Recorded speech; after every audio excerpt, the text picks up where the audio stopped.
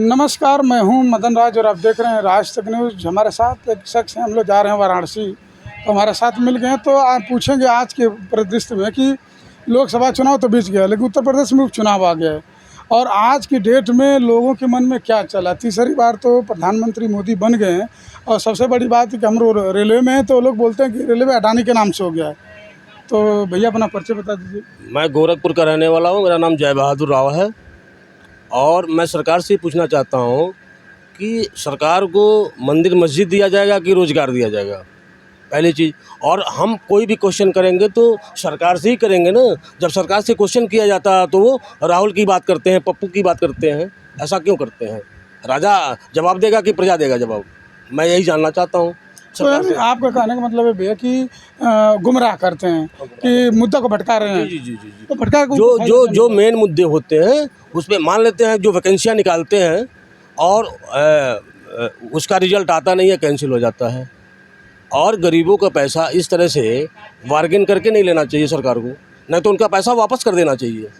यानी जो करें कि जो परीक्षार्थी जो लड़के फार्म भरते हैं, परीक्षा चाहे लीक हो जा रहा है पेपर, चाहे निरस्त हो रहा है, तो उसका पैसा वापस चाहिए, एकदम रिटर्न होना चाहिए।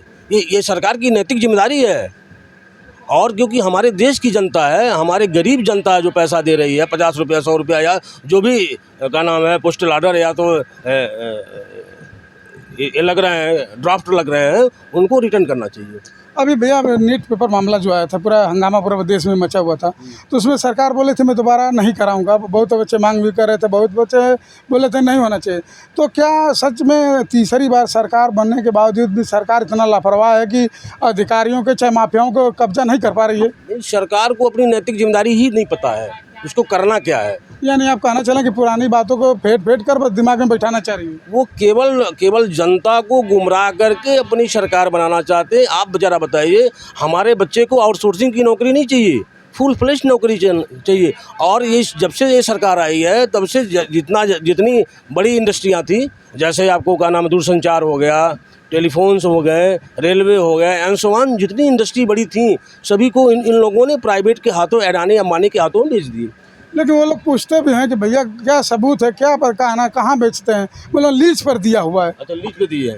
नहीं, पूरी इसके पहले सरकार नहीं थी, वो नहीं लीज पे दे सकती थी। बोलते हैं लोग कि जैसे महाराष्ट्र मुंबई का एयरपोर्ट की बात करते हैं लोग, बोलते हैं वो कांग्रेस सरकार भी पहले किसी को दी थी, बाद में अडानी ने लिया। देखिए, पहले बहुत सी प्राइवेट कंपनियां काम कर रही थीं और जिस तरह से इन लोगों ने अभी हम रेल में चल रहे हैं, रेल का किराया इतना महंगा कर दिए थे।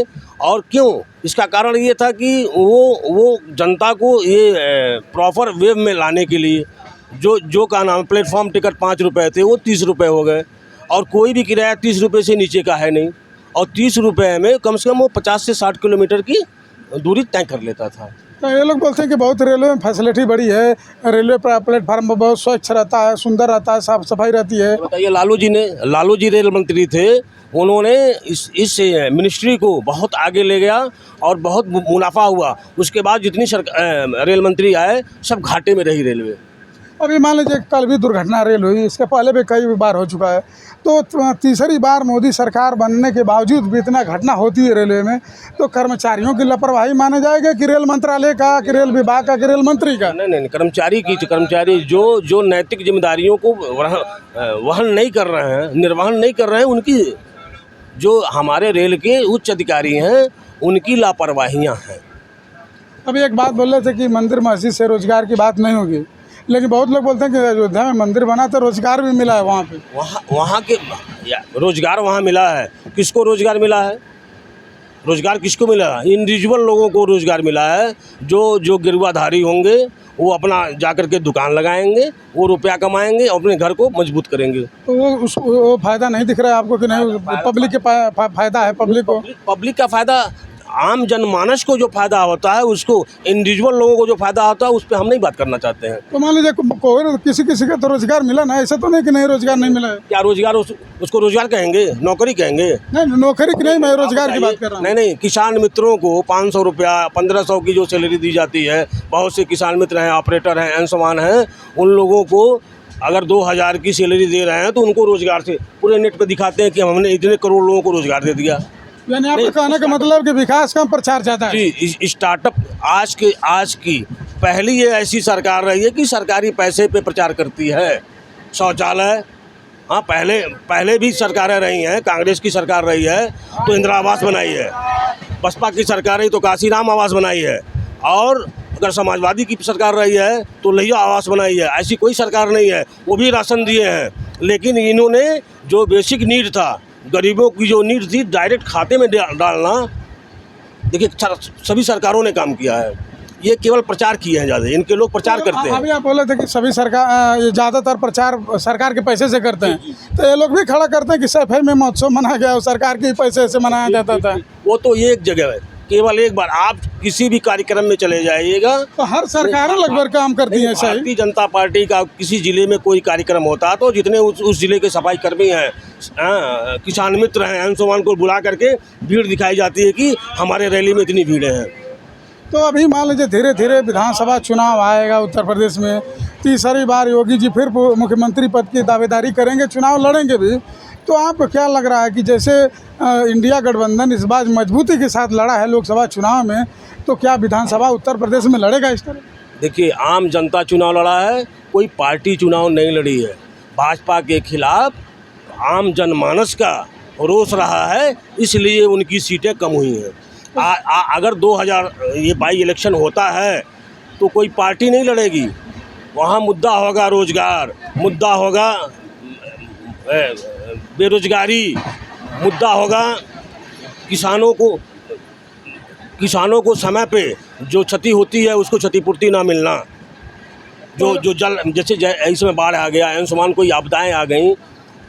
आज जो भाजपा के खिलाफ कोई चुनाव लड़ रहा है तो आम जनता लड़ रही है, कोई पार्टी, ना समाजवादी पार्टी लड़ रही है, ना बसपा लड़ रही है, ना कांग्रेस लड़ रही है, तो जनता फिर भी तीसरी बार मोदी सरकार बन गई। कैसे बन गई? उनके वो अपने शाम को सोते होंगे, रात में अपने दिल पे हाथ रख करके पूछेंगे कि हम कैसे सरकार बना लिए। तो इससे पहले भी ऐसा ही सरकारें चली है ना, इससे पहले चली है, ऐसा तो नहीं कि गठबंधन की सरकार ही पहली बार मोदी सरकार नहीं, जो कांग्रेस की सरकारों ने दिया है उसको केवल बीजेपी की सरकार बेचने का काम की है, कोई चीज़ बनाने का काम नहीं की। यानी आप कह रहे हैं कि जो भी विकास है कांग्रेस में, भाजपा में नहीं, कांग्रेस ने किया है। आज जो भी जितने हिल स्टेशन पे जाएंगे, जहाँ पे जो भी व्यवस्थाएं हैं वो कांग्रेस की सरकार की रही है, 40 साल की उनकी उपलब्धि रही है। तो भैया जी बहुत लोग ये भी बोलते हैं कि भैया कम से कम दंगा तो उत्तर प्रदेश में नहीं हो रहा है। दंगा, देखिए, दंगाई हमेशा रहे हैं। क्या बीएसपी की सरकार में दंगाई थे? बीएसपी की सरकार में दंगाई थे? वह अपने विधायक एमपी को बुला करके अगर अपराधी है तो जेल भेजने का काम बहन मायावती जी करती थी। तो यानी आप कह रहे हैं कि समाजवादी या भाजपा से अच्छा बहन जी थी? बहन जी सबसे अच्छी रही हैं, उनका शासनकाल बहुत ही अच्छे रहे हैं। तो फिर लोग नकार क्यों दिए? दो बार से हार रही हैं, 14 में 0, 24 में भी 0, 19 में 10। देखिए, जो व्यवस्थाएं हैं आपके देश की, बड़ व्यवस्थाएं हैं, जैसे तेली का मुँह ठीक नहीं गधा का मुँह ठीक है, तो छोटी बिरादरी के व्यक्ति को उतनी तवज्जो नहीं दी जाती है। यानी पिछड़े दलितों को इज्जत मान मर्यादा नहीं मिलता है? नहीं, वही सेम स्थिति है। अगर शेड्यूल कास्ट का व्यक्ति कुछ कहता है तो उनकी बातें नहीं सुनी जाती है, बैकवर्ड कहता है तो उसकी बातें नहीं, माइनॉरिटी का व्यक्ति कहता है तो उसकी बात नहीं सुनी जाती है।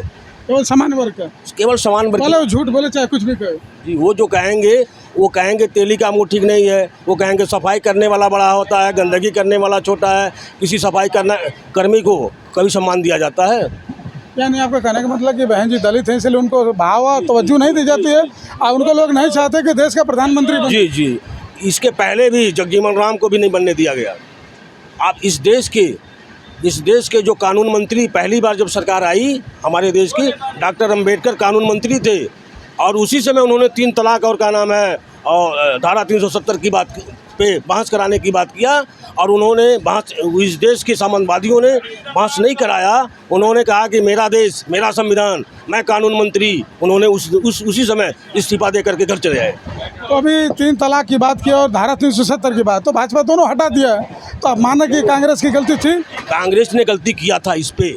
बाबा साहब अम्बेडकर जिसने संविधान का निर्माता रहा, उसने उस पे बहस कराने की बात कहा। 1957 की बात मैं बता, 1957 की ये बात है।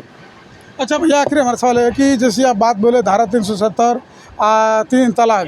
तो मान लेते बोलते बहुत सारे लोग यही बोलते हैं, मानना भी चाहिए कि देश संविधान से चलेगा। तो फिर इसमें शरिया कानून, law board, personal law board कहाँ से आ जाता है? इसको कोई विरोध नहीं करना चाहता है, कारण क्या है? मैं आपको बता दूं, किसी भी कानून का समीक्षा होनी चाहिए। किसी भी कानून को अगर लेकिन शरिया लॉ बोर्ड तो कानून नहीं ना है देश का। नहीं, देश का कानून नहीं। देखिए सबसे बड़ी बात है वही तो, यहाँ हमको वर्गों में बांटने का काम कुछ नहीं किया। हमको बांटने का काम वही किए जो सामंतवादियों ने किया, और आज भी बांट रहे हैं हमें और आपको। चलो ठीक है, चैनल को समय दिए बहुत बहुत धन्यवाद। बताते हैं भैया हैं गोरखपुर से जा रहे हैं बनारस की तरफ, मैं भी ट्रेन में हूँ। और इनका मानना है कि भाजपा सरकार अपने दम पर तो सरकार नहीं बनाई है, और इस बार इंडिया गठबंधन ने देश की जनता लड़ी है, इसीलिए मोदी सरकार किसी भी तरह मशक्कत से तीसरी बार प्रधानमंत्री बने। लेकिन कह रहे हैं कि जो चुनाव होगा, जब 2027 में फिर से विधानसभा चुनाव आएगा तो नज़ारा कुछ अलग होगा। आपकी क्या राय है? कमेंट बॉक्स में जरूर लिखिए। ऐसी खबरों के लिए राज तक न्यूज़ चैनल देखते रहिए।